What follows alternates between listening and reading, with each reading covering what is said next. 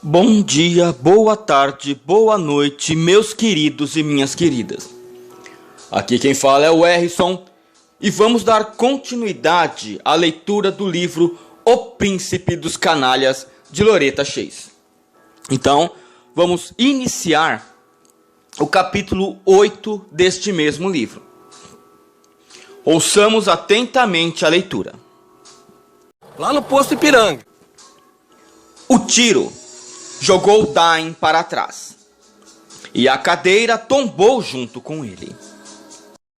As polícia como? Mas derrubar assim, ó. Oi. Carai, borracha, mano. Jéssica abaixou a arma, soltou a respiração, deu meia volta e saiu. Os espectadores levaram algum tempo para conceber o que viram e ouviram. Jéssica caminhou desimpedida pelo restaurante, saiu pela porta e desceu as escadas. Encontrou a charrete que a esperava e pediu ao cocheiro que a levasse até a delegacia de polícia mais próxima. Permissão pra me algemar! Cadê a doação pra me algemar? Chama a polícia! Por favor, chama a polícia! Chegando lá, chamou o oficial encarregado. Entregou-lhe a pistola e contou o que tinha feito. O homem não acreditou dela.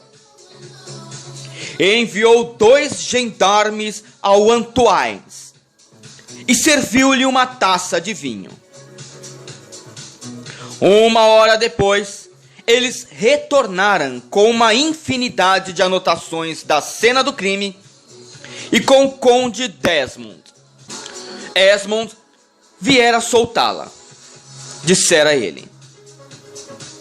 Tudo não passava de um mal-entendido. Um acidente. O ferimento de Lord Dain não era fatal. Um arranhão. E só. Ele não prestaria queixa contra a senhorita Trent. É claro que não, pensou Jéssica. Ele perderia uma batalha judicial contra ela. Afinal de contas, era Paris. Então, vou prestar queixa contra mim mesma, disse ela com o queixo erguido. E você pode dizer ao seu amigo que... Mademoiselle, ficarei honrado em transmitir qualquer mensagem, disse Esmond, suavemente. Mas você poderá ditá-la mais confortavelmente na minha carruagem, creio eu.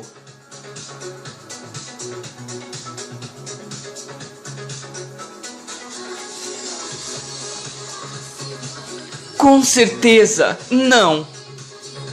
Recusou-se Jéssica. Insisto que devo ser presa para minha própria proteção, de modo que ele não possa me matar para me calar. Porque, Monsenhor, esta será a única maneira que qualquer um fará para me manter calada. Ela se virou para o oficial encarregado. Ficarei feliz em redigir uma confissão com todos os detalhes para o senhor. Não tenho nada a esconder e terei muito prazer em conversar com jornalistas que, sem dúvida, estarão aqui daqui a pouco. Sexta-feira, #graças a Deus. Talvez durante a próxima meia hora. Mademoiselle, tenho certeza de que tudo poderá ser resolvido, disse Esmond. Mas recomendo que acalme seus ânimos antes de conversar com qualquer pessoa. Um sábio conselho, concordou o oficial. A senhorita parece agitada. É compreensível. Questões do coração. Realmente, disse ela, fitando os olhos azuis e enigmáticos de Esmond. Um crime passional. Sim, mademoiselle. Como todos poderão deduzir, disse Esmond. Se a polícia não a soltar imediatamente, haverá mais do que somente jornalistas tomando este lugar. Toda Paris virá resgatá-la. E a cidade irá mergulhar no caos. A senhorita não quer que pessoas inocentes sejam mortas por sua causa. Estou certo? Havia um clamor do lado de fora. O primeiro contingente de jornalistas. Ela imaginou. Jéssica demorou-se por um momento, deixando que a tensão crescesse no gabinete. E então, ela deu de ombros. Voltarei para casa. Pelo bem dos inocentes em perigo. Por volta do meio da manhã, Esmond fazia companhia a Dain, que estava deitado no sofá da biblioteca. O ferimento não era grave. Dain tinha certeza. Mal chegara a senti-lo. A bala o tinha atravessado e, embora o braço tivesse sangrando muito, Dain estava acostumado a ver sangue, incluindo o próprio, e não devia ter desmaiado. Mas desmaiou. Várias vezes. E toda vez que recobrava os sentidos, ele se sentia mais quente. Um médico veio. Examinou o ferimento, tratou-o, aplicou curativos e disse que Dain tinha muita sorte. Nenhum osso fora estraçalhado. Os danos aos nervos e músculos eram mínimos. não havia perigo de infecção. Por isso, Dain não deveria ter febre. Primeiro, seu braço ardeu. Depois o ombro e o pescoço pareciam em chamas. Agora, sua cabeça flamejava. Em meio a todo esse fogo interno, ele ouvia a voz de Esmond, suave e tranquilizadora como sempre.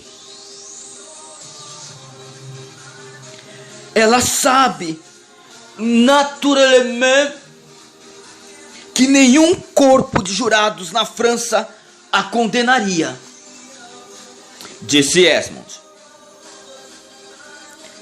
É mais fácil passar um camelo pelo buraco de uma agulha do que condenar uma bela mulher por um crime ligado a l'amour. É claro que sabe. Dain cuspiu as palavras. E eu também sei que ela não reagiu ao calor do momento. Viu a mão dela?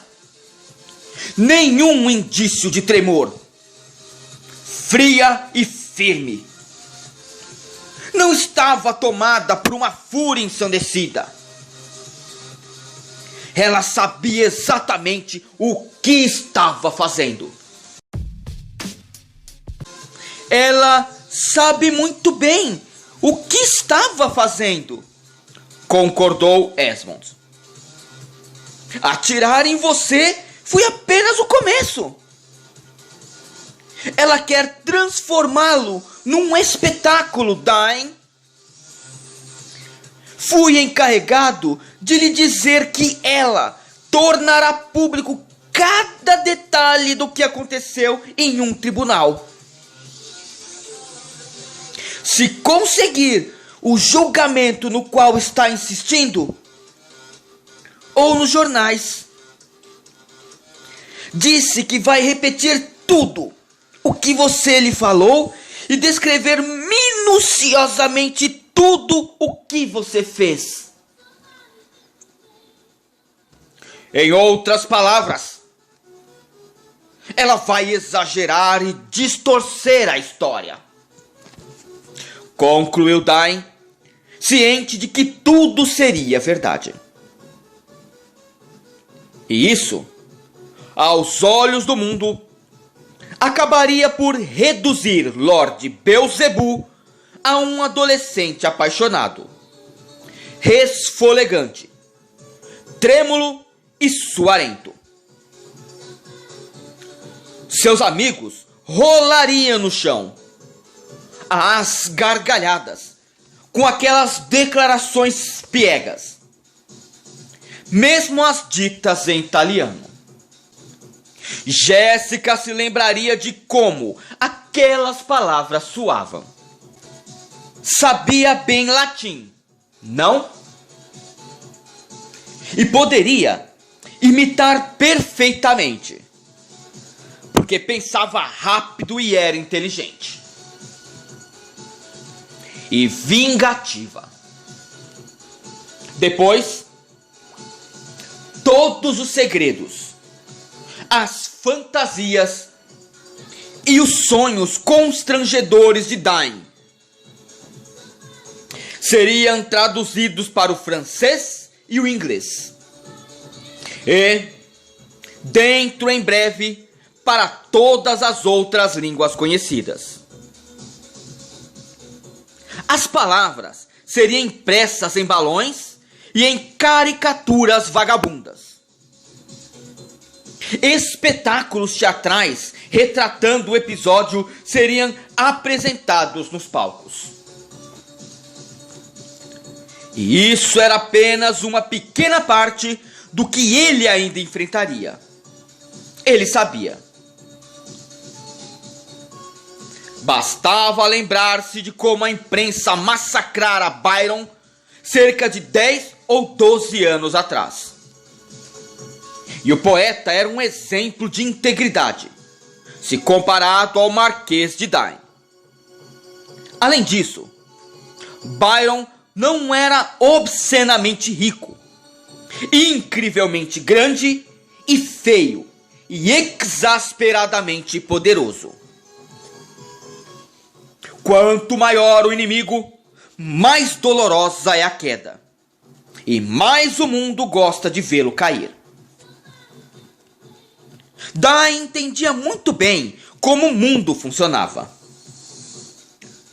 Podia ver o que o futuro lhe reservava. Jessica Trent também enxergava isso, sem dúvida. Tinha sido por isso que ela não o matara. Queria ter certeza de que ele sofreria os tormentos do inferno enquanto vivesse. Ela sabia que ele sofreria, pois atacara o único lugar onde podia ser ferido: o orgulho. E, se Dain não suportasse, e claro, não suportaria, ela sabia, Jessica ficaria satisfeita, sem dúvida. Ela o faria rastejar. Jessica o tinha exatamente onde queria. Aquela mulher demoníaca. Em meio ao fogo que incinerava metade do seu corpo, a cabeça de Dain começou a latejar. É melhor eu lidar com ela diretamente, disse ele. Sua língua estava entorpecida. As palavras se arrastavam. Negociar. Dizer a ela. Ele engoliu em seco.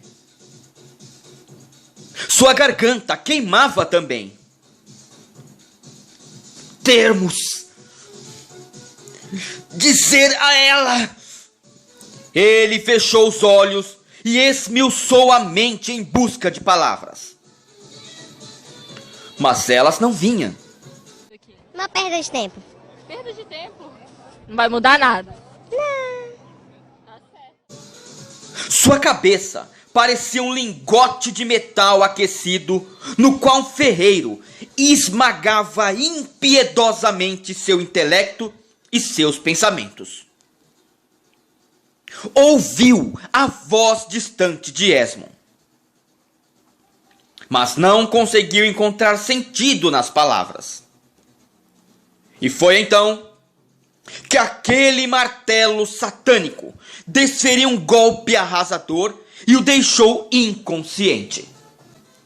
Consumido por uma enfermidade febril que não deveria ter tido, Dain passou os 4 dias seguintes oscilando entre a consciência e a inconsciência.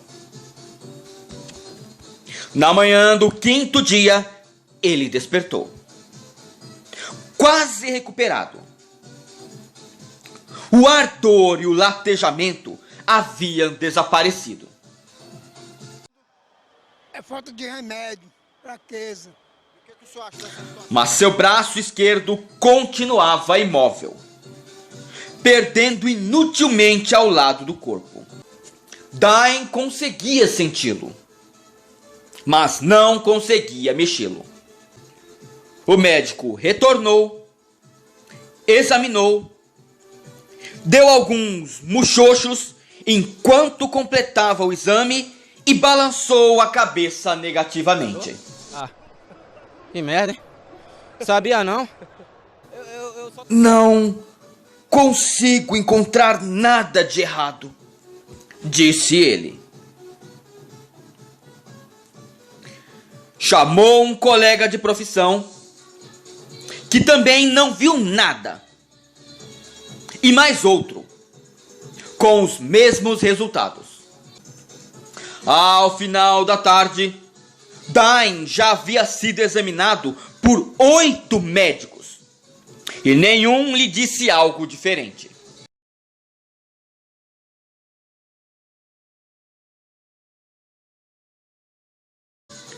Ele estava fora de si.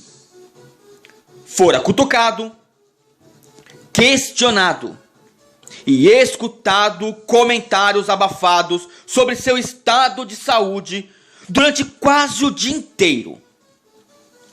Além de ter gastado um dinheiro enorme com a conta dos médicos, sem qualquer progresso.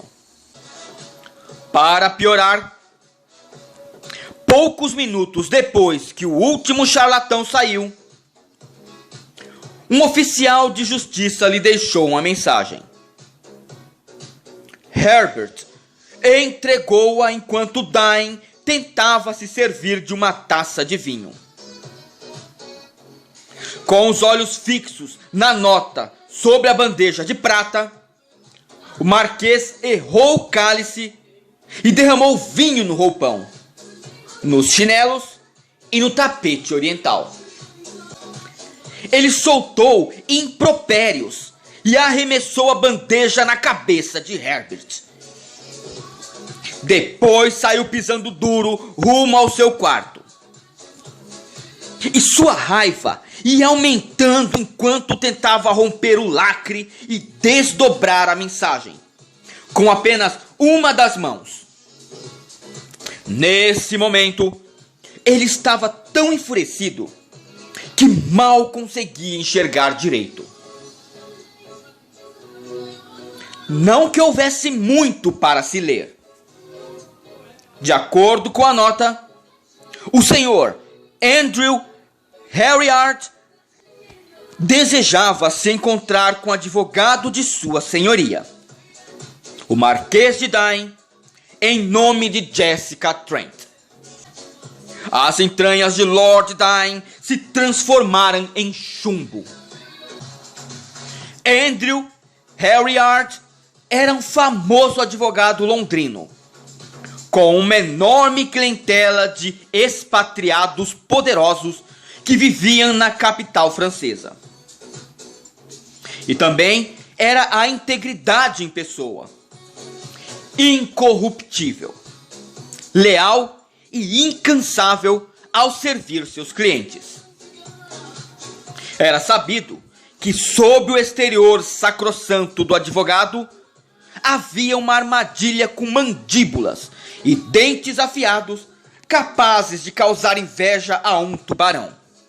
Ele costumava reservar essas armas aos homens, porque o Sr. Andrew Harriard era um cavaleiro galante a serviço do sexo frágil. Para ele, não importava que a lei estivesse do lado masculino ou que uma mulher não tivesse direitos nem nada que pudesse chamar de seu, até mesmo os próprios filhos. Harriard criava os direitos que acreditava serem justos para as mulheres e conseguia colocá-los em prática. Graças ao advogado, até mesmo aquele porco do Francis Belmont, por mais sagaz que fosse, não teria direito a um centavo da renda da esposa. Quando um homem se recusava a aceitar exigências ultrajantes, Harriard submetia o pobre diabo a uma infinidade de processos e litígios de pouca importância, até que a exaustão fizesse o coitado ceder, arruinado pelas taxas jurídicas, ou levasse aos berros para um hospício. A senhorita Trent, em resumo, não somente colocaria Lord Dain para rastejar, como também faria Harriard executar o serviço sujo por ela. E tudo de acordo com a lei, sem uma única brecha pela qual ele pudesse escapar. não há animal mais invencível do que a mulher, dissera Aristófanes.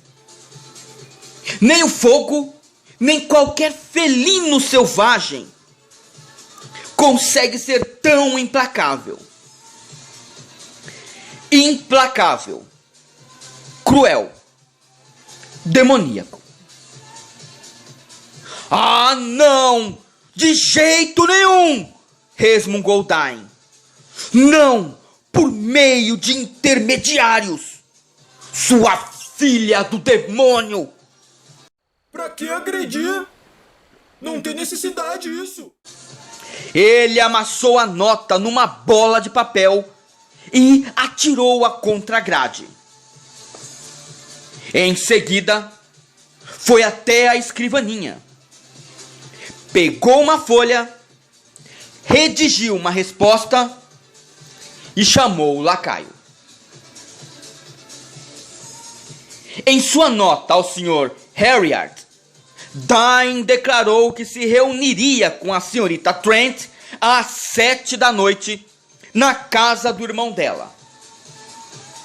Não enviaria seu advogado para se encontrar com o dela, porque o Marquês de Dain não tinha a intenção de ser insultado, forçado a assinar documentos e extorquido por intermediários. Se a senhorita Trent tinha condições a declarar, ela poderia muito bem fazê-lo em pessoa.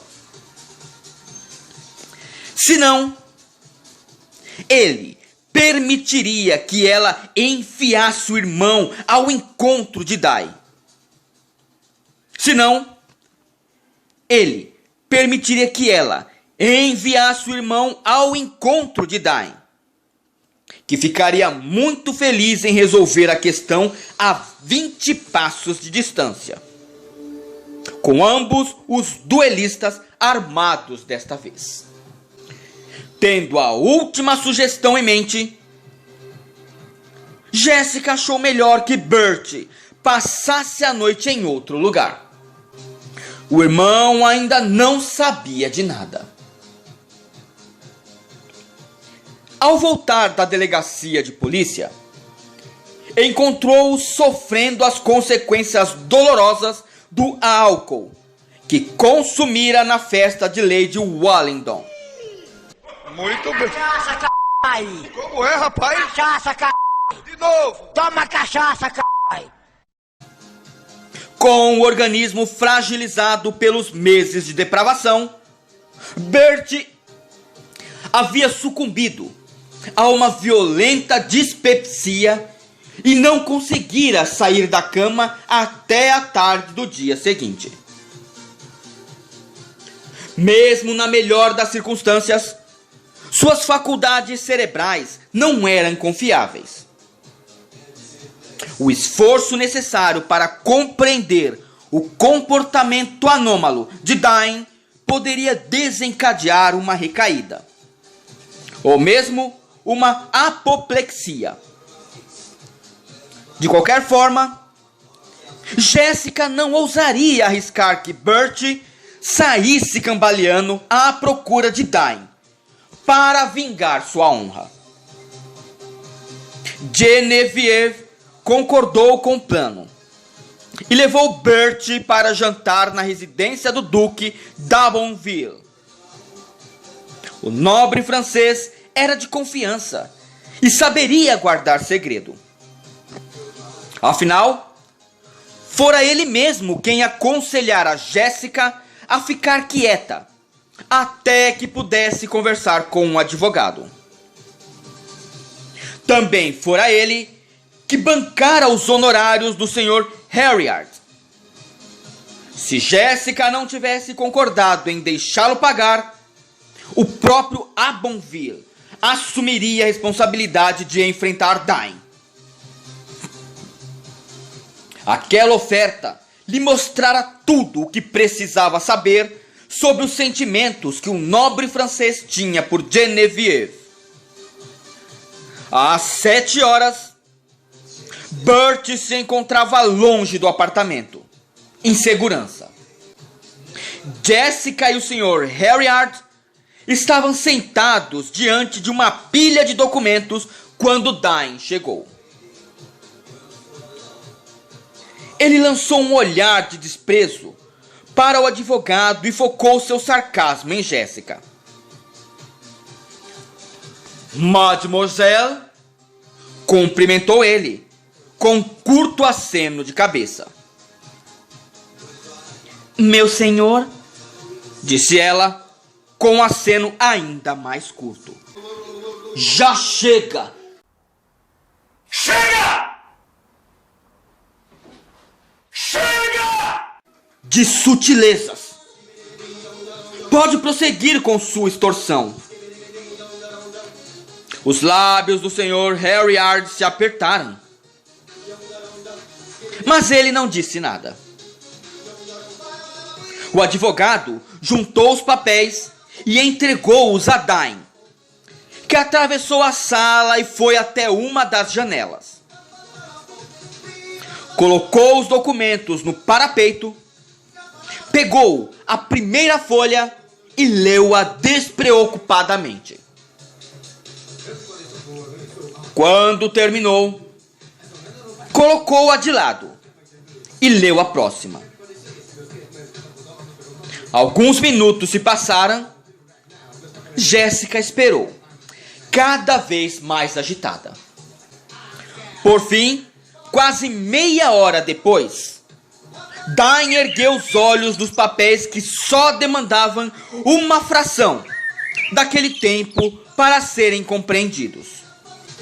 Eu imaginei como você desejaria agir, disse ele a Harriard. Se nos pouparmos o latim, isso aqui se resume a um processo por difamação. Caso eu não concorde em acertar a questão em particular, de acordo com suas condições exorbitantes, as palavras que o senhor proferiu só poderiam ser interpretadas de uma única maneira, explicou Harriard. Com elas, destruiu o crédito social e financeiro da minha cliente. Tornou impossível para ela se casar ou ganhar a vida de maneira respeitável, independente. Deixou-a à margem da sociedade na qual nasceu e à qual pertence. Por isso, ela será obrigada a viver em exílio de seus amigos e entes queridos. Terá que reconstruir a vida. Chegamos ao fim de mais uma leitura do livro O Príncipe dos Canalhas. Desde já, quem vos fala é Harrison. Valeu, falou e fui. Muito obrigado.